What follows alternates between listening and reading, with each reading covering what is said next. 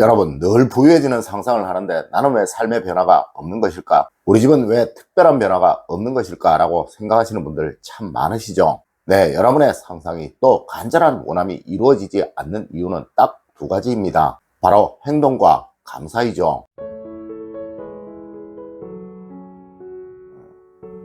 여러분, 안녕하세요. 이정재입니다.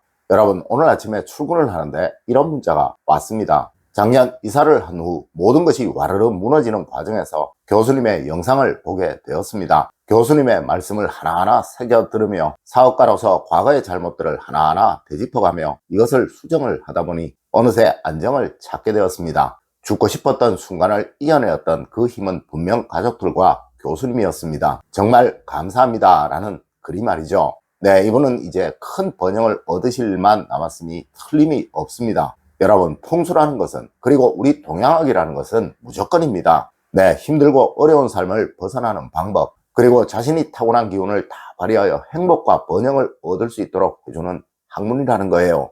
첫 번째로 여러분, 집에 미신을 두시려면 꼭 안 보이는 곳에 두세요.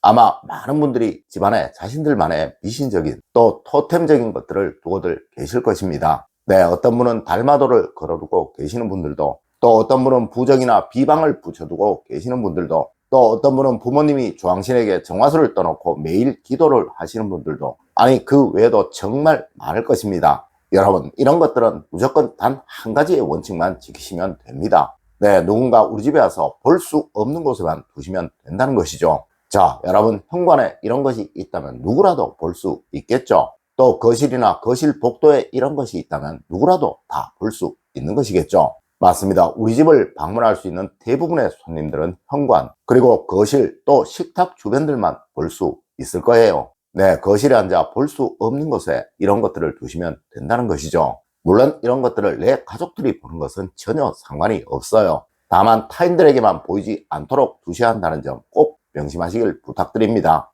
두 번째로 여러분, 올해 좋은 그림에 관한 이야기입니다. 여러분, 올해는 분명 물과 관계된 그림이 아주 좋습니다. 네, 올해를 말하는 갑이라는 목오행과 진이라는 토오행은 분명 물이 있어야지만 그 가치가 있는 것이고, 또 스스로의 생명력이 강해지는 것이라 이 수호행은 올해 어디서든 아주 중요하다는 것이죠. 하여 저는 올해 휴대폰의 배경 화면도 물이 잘 흐르는 사진으로 교체를 하시라고 말씀을 드리기도 하였습니다. 여러분, 그렇다고 기존에 집안에 걸려있던 사진이나 그림들을 굳이 교체하실 필요는 없습니다. 네, 풍수 그림은 그것이 다 헤어져서 아니면 훼손이 되어서 도저히 흉물스러워서 걸어두기 어렵다라고 생각하실 때까지가 유효 사용 기간입니다. 네, 다만 한 번씩 꼭 청소를 해주시고, 그리고 깨끗이 선명하게만 보이도록 만들어 두세요. 물론 이 그림들이 어디에 걸려 있어야 하는지는 제가 수도 없이 알려드렸었죠. 네, 걸려 있어야 할 곳에만 있으면 되는 것입니다. 여러분, 늘 이것을 보시면서 여러분의 결심을 다지십시오. 세 번째로 여러분, 무조건 집안은 넓고 단정하게 시원하게 보이도록 만드세요. 여러분, 부자들의 집과 가난한 사람들의 집의 대표적인 차이가 무엇이라고 생각을 하십니까? 네, 바로 시야의 편안함과 그 속에서 느껴지는 균형감과 안정감이 있느냐, 또 답답하고 좁게 느껴져서 어지럽고 혼란스러움이 있느냐예요. 여러분, 이 사진을 한번 보시겠습니까? 창가에 아무것도 없죠. 여러분, 저는 식물을 키우는 것을 과히 좋아하지 않고, 또 거실에 무엇인가를 두는 것을 과히 좋아하지 않아서 저희 집 거실과 창가를 이렇게 해두고 있습니다. 여러분, 가능한 치우시고 할 수 있으신 만큼 집안 어디든 단정하게 만들어 두세요. 네, 그래야 집안에 흐르는 기의 파동이 고요해져서 여러분의 집안이 안정적이고 행복해진다는 그 사실을 절대 잊지 마십시오. 물론 우리 집은 집이 좁아서 그 집은 집이 넓으니까 그렇지 라고 말씀도 하시겠지만, 여러분, 하실 수 있는 만큼만 하세요. 네, 풍수는 절대 한꺼번에 다 할 수는 없습니다. 하나씩 하나씩 할 수 있는 것부터 해 나가시다 보면 어느 순간 여러분의 삶은 점점 좋아지게 될 것이고, 그때 또 더 하시면 더 계속 좋아지게 된다는 것입니다. 네 번째로 여러분, 쌀은 무조건 잘 보관하세요. 그래야 부가 생성이 됩니다. 여러분, 쌀이 잘 보관되고 있지 않은 집에 부가 찾아오는 일은 절대로 없습니다.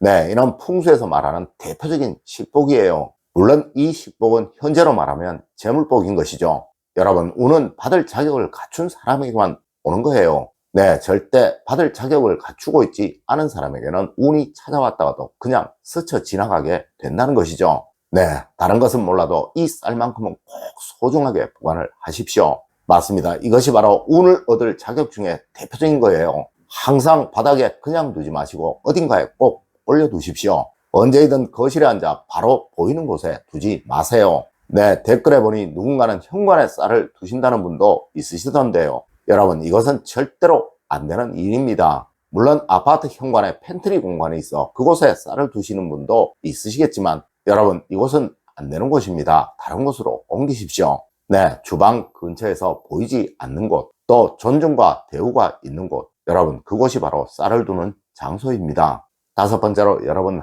항상 감사하세요. 그것이 여러분의 운입니다. 여러분, 이 한 가지는 꼭 명심을 하십시오. 이 운이라는 것은 절대 웃지 않는 사람에게는 찾아오지 않습니다. 네, 여러분이 웃고 계시는 그 양만큼의 운이 여러분에게 찾아온다는 거예요.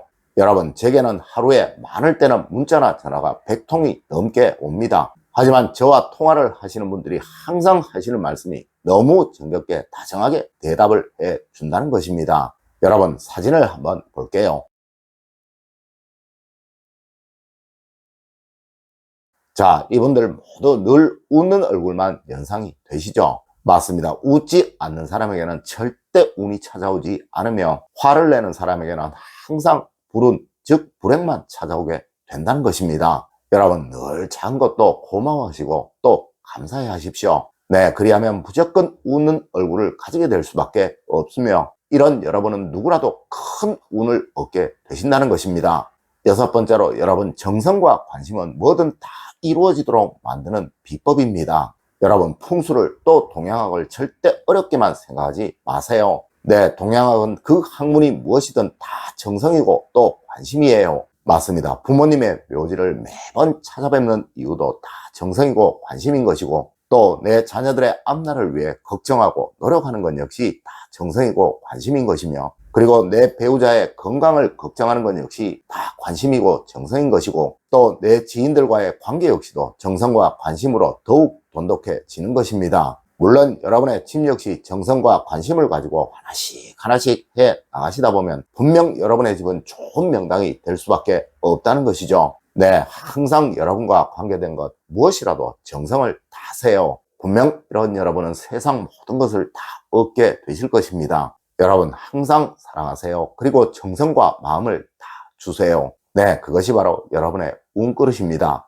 여러분, 아마 분명 올해는 여러분에게 큰 운들이 들어올 것입니다. 물론 그것을 누구는 다 얻기도 할 것이고 또 누구는 그것이 온 줄도 모르고 지나가는 분들 분명 있을 거예요. 오늘 제가 알려드린 이야기 여러분들 꼭 명심하셔서 올 한 해 여러분에게 온 모든 운들을 다 잡으시는 여러분이 되시길 기원드리며 오늘의 이야기를 마치도록 하겠습니다. 늘 올바른 학문과 올바른 지식을 여러분들께 전하도록 노력하겠습니다. 여러분 긴 시간 감사드립니다. 감사합니다.